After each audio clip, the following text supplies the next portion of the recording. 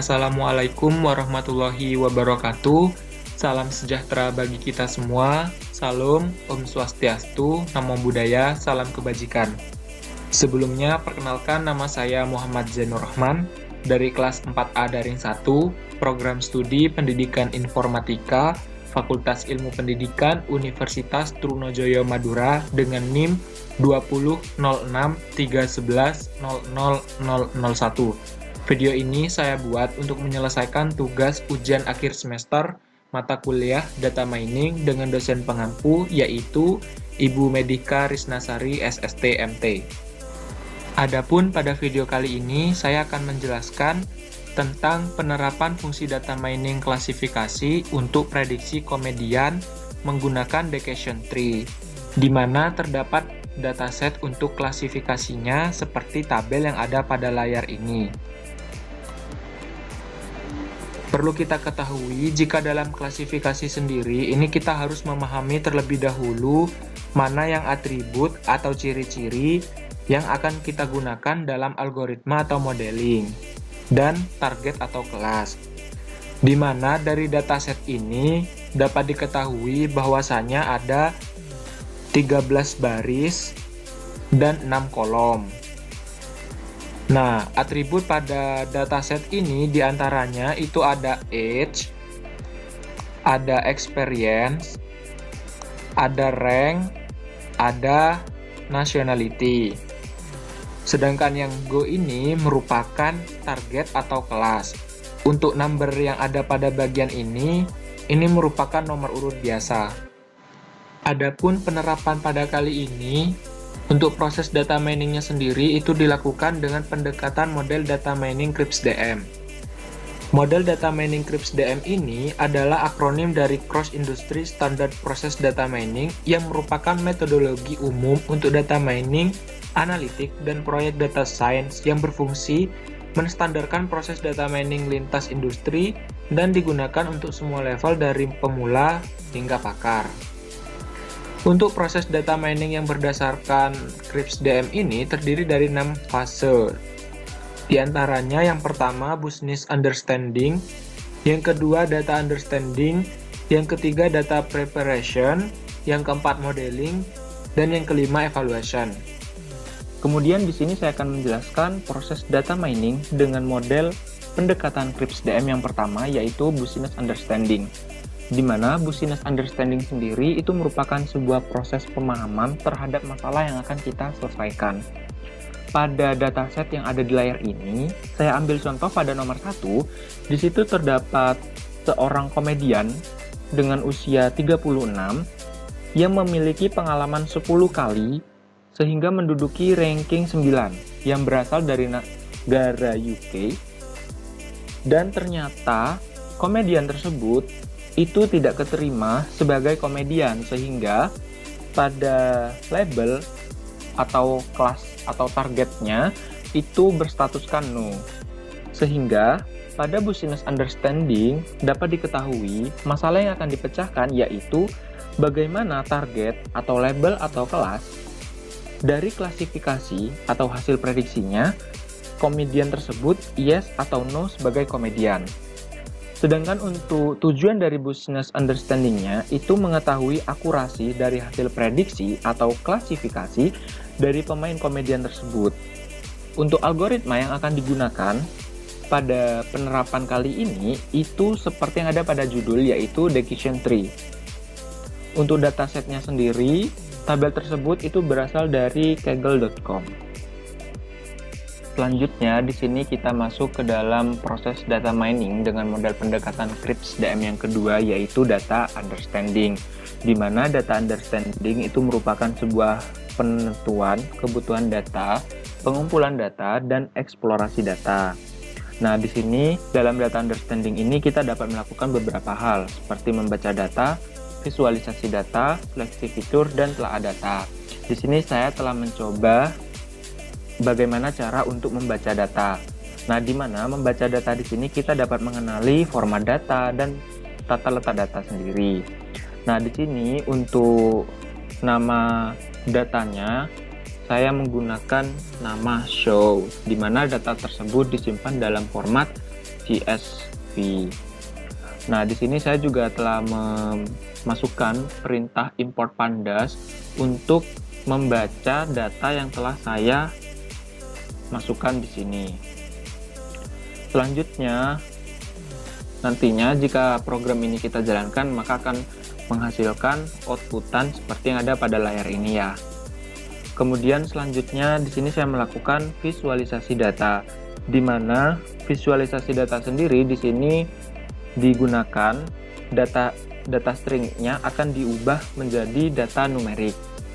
Nah, di sini kita akan mengubah data pada atribut nationality dan label atau kelas yang ada kata go tadi. Di mana nationality-nya di sini kan ada UK, USA dan N. Nah, UK-nya di sini kita ubah menjadi 0, USA-nya diubah menjadi 1 dan N diubah menjadi 2. Sehingga menggunakan format df nationality sama dengan df nationality.mapd. Kenapa di sini D? Karena di sini kita menggunakan variabel D untuk sebagai kode dalam visualisasi datanya. Kemudian visualisasi data yang kedua di sini yaitu data string akan diubah ke numerik pada bagian Go. Dimana di sini di Go sendiri itu ada yes dan no. Yes sendiri diubah menjadi angka 1 dan no diubah menjadi angka 0. Sehingga untuk membaca numerik tadi kita menggunakan perintah df go sama dengan df go.map kemudian d. Nah, nanti pada saat program ini dijalankan maka akan menghasilkan outputan seperti yang ada pada layar ini. Selanjutnya di sini kita bisa melakukan visualisasi data negara, di mana negara yang punya komedi berpengalaman terbanyak. Nah, kita di sini bisa merubah bar chart antara experience dengan negara. Nah, di sini kita gunakan group by untuk mengelompokkan berdasarkan negara. Sehingga jika dibuat programnya seperti ini ya. Negara sama dengan df.groupby nationality.zoom. Kemudian print negara, lalu di sini kita masukkan negara yang ada pada data kita yaitu UK, USA dan N. Nah, untuk jumlah experience-nya sendiri di sini ada 50, 40 dan 25.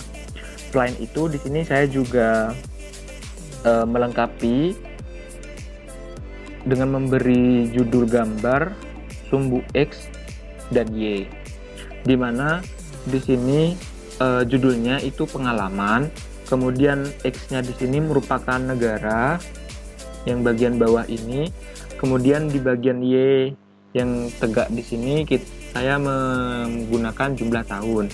Kemudian untuk menampilkan barnya sendiri di sini kita menggunakan perintah plt.bar nationality, jumlah _experience. Kemudian nanti akan muncul seperti yang ada pada layar ini. Sehingga dengan mudah kita bisa mengetahui seberapa besar sebuah negara memiliki komedian yang berpengalaman.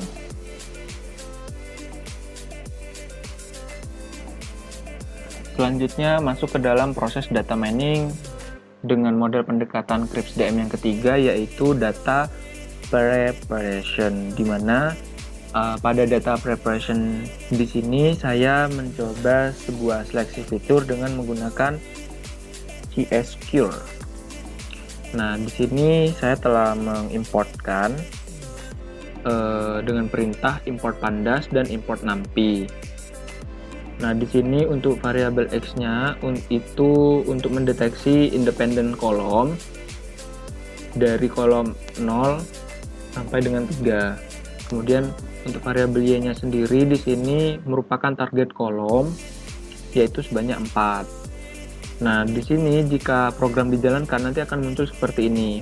Nah, di sini kan untuk kolomnya sendiri atau independent kolom di sini kan menargetkan dari 0 sampai dengan 3. Jadi di sini ada 3 kolom. Seperti itu. Sedangkan untuk variabel y-nya ini itu kan untuk target kolomnya sendiri itu ada 4. Jadi di sini ada 4 baris. Seperti itu. Kemudian selanjutnya di sini saya melakukan modeling yang merupakan proses data mining dengan model pendekatan CRISP-DM yang keempat, di mana modeling sendiri ini bisa dibagi menjadi 2, yaitu data training dan data testing.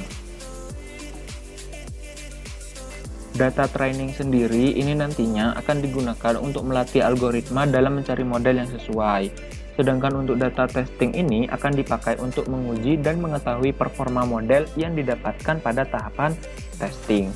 Nah, pada bagian modeling ini, kita tetap menggunakan dataset pada tabel sebelumnya ya, di mana dalam dataset ini itu dilakukan untuk klasifikasi, sehingga kita juga harus tahu mana yang menjadi atribut atau fitur dan mana yang menjadi target atau kelas.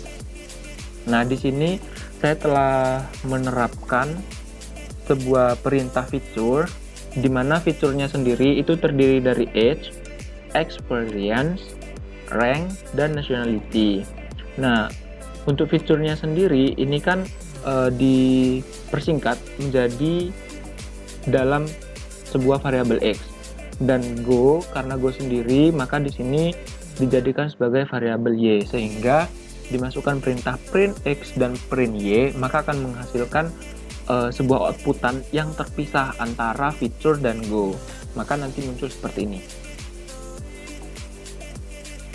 Kemudian langsung saja di sini saya masuk ke dalam modeling algoritma yang akan kita gunakan, yaitu Decision Tree, di mana nantinya pada Decision Tree ini kita akan menghasilkan sebuah pohon keputusan, di mana pada codingannya sendiri di sini saya menggunakan sebuah gambar yang saya input pada laptop saya dengan nama mydiscussiontree.png. Nah, di sini menggunakan sebuah data yang mana datanya ini nantinya akan memunculkan fitur yang khusus, yaitu nationality. Untuk diagramnya sendiri atau pohon keputusannya sendiri itu seperti yang ada pada layar ini. Akan saya perbesar terlebih dahulu.